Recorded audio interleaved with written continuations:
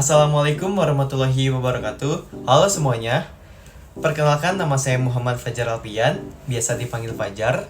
Saya mahasiswa dari Universitas Pelita Bangsa, Prodi Manajemen. Oke guys, tujuan saya membuat video ini untuk memenuhi tugas akhir semester, yaitu dari mata kuliah Berpikir Kritis yang diampu oleh Ibu Purwanti, SPDMM. Oke teman-teman semua, mungkin di sini saya akan membahas tentang apa sih pentingnya dari berpikir kritis. Mungkin sebelum sejauh itu, saya mungkin akan menjelaskan sedikit tentang apa sih berpikir kritis itu. Dan juga nantinya saya akan menjelaskan tentang manfaat dari berpikir kritis, dari segi tantangannya, dari segi bagaimana sih karakteristik orang yang suka berpikir kritis. Dan juga nanti ada kesimpulan serta saran dari semua penjelasan yang saya sampaikan. Oke guys, untuk mempersingkat waktu, mungkin langsung saja saya akan menjelaskan tentang apa pentingnya itu berpikir kritis. Oke teman-teman semua, jadi apa sih berpikir kritis itu?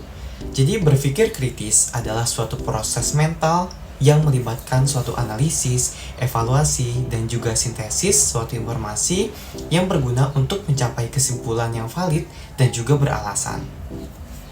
Nanti di dalam berpikir kritis kita harus bisa menganalisis informasi dengan baik, bagaimana kita bisa mengevaluasi informasi dengan baik, bagaimana kita bisa menggabungkan suatu informasi yang relevan dengan baik, dan juga bagaimana kita bisa mengambil suatu keputusan dengan baik. Oke, apa sih pentingnya berpikir kritis itu? Yang pertama, dapat membuat keputusan yang lebih baik dan juga bijak. Yang kedua, meningkatkan suatu keterampilan pada komunikasi. Yang ketiga, meningkatkan kreativitas terhadap suatu insan. Dan yang keempat, meningkatkan kemampuan untuk beradaptasi dengan banyak orang. Nah, jadi bagaimana sih karakteristik orang yang suka berpikir kritis? Jadi yang pertama, orang itu rasa ingin tahunya tinggi. Dan yang kedua, orang itu selalu terbuka pada suatu perbedaan pendapat. Dan yang ketiga, orang itu memiliki sikap skeptis yang sangat sehat. Oke teman-teman semua, jadi dalam berpikir kritis itu ada suatu tahapan atau prosesnya. Yang pertama, kita harus melakukan identifikasi masalah. Selanjutnya, kita kumpulkan suatu informasi yang relevan. Terus yang ketiga, analisis informasi. Dan yang keempat, evaluasi dan sintesis terhadap suatu analisis informasi. Dan yang keempat, kita menentukan tindakan apa yang harus kita lakukan untuk memecahkan suatu masalah tersebut. Manfaat dari berpikir kritis. Yang pertama, meningkatkan kualitas kehidupan. Yang kedua, membuat keputusan yang lebih baik dan bijak. Yang ketiga, meningkatkan suatu keterampilan komunikasi. Dan yang keempat, meningkatkan kreativitas pada suatu insan. Nah, jadi keterampilan apa sih yang dibutuhkan dalam suatu berpikir kritis terhadap suatu insan atau orang? Yang pertama, keterampilan. Yang kedua, analisis terhadap suatu masalah dan juga informasi. Yang ketiga, sintesis terhadap suatu evaluasi informasi. Yang keempat, evaluasi. Yang kelima, penalaran. Dan yang keenam, komunikasi. Oke, jadi di sini saya akan menjelaskan juga contoh penerapan berpikir kritis pada kehidupan sehari-hari. Jadi ketika kita ingin membeli suatu produk atau barang, kita terapkan langkah yang baik dan benar untuk membuat suatu keputusan. Jadi keputusannya kita ambil itu, kita membeli atau tidak. Jadi yang pertama, kita harus bisa menganalisis terlebih dahulu tentang suatu produk tersebut, seperti dari review para konsumen, dan juga spesifikasi dari produk tersebut seperti apa, dan juga harga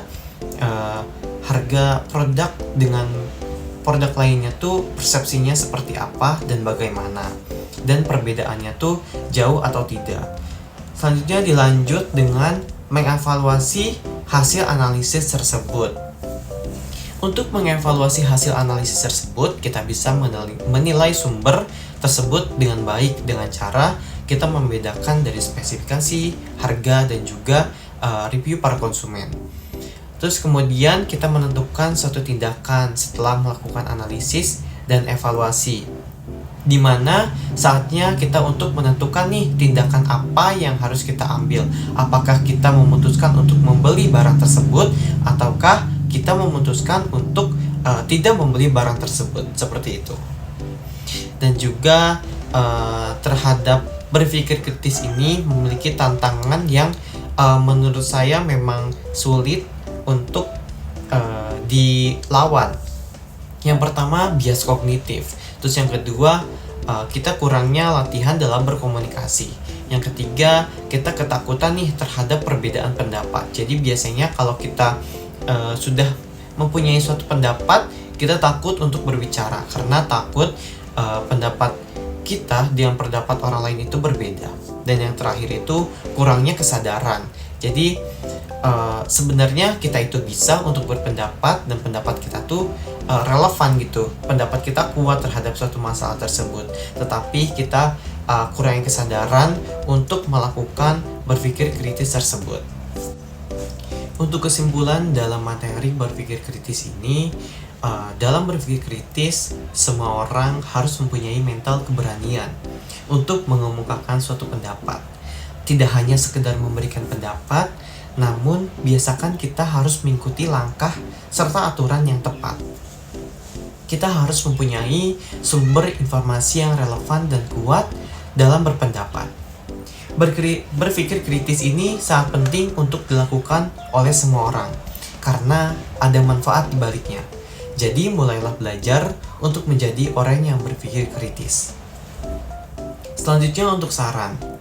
Kita harus bisa melawan tantangan dalam berpikir kritis tersebut dengan cara banyaklah latihan, dan juga kita harus sadar akan pentingnya mengemukakan pendapat terhadap orang banyak, dan juga kita harus membiasakan diri untuk selalu mencari informasi terhadap suatu masalah, terhadap suatu kebijakan yang pasti. Oke teman-teman sekalian, mungkin cukup sekian materi yang dapat saya sampaikan tentang berpikir kritis ini. Mudah-mudahan bermanfaat untuk kalian semua, dan juga terutama untuk saya pribadi. Dan saya pribadi mohon maaf bila ada kata-kata yang salah. Dan saya berharap dengan video ini kita sebagai insan harus bisa berpikir kritis. Dan juga mudah-mudahan dengan video ini saya mendapatkan nilai yang baik untuk tugas ujian akhir semester ini. Terima kasih, sampai jumpa lagi. Saya Muhammad Fajar Alwian. Assalamualaikum warahmatullahi wabarakatuh.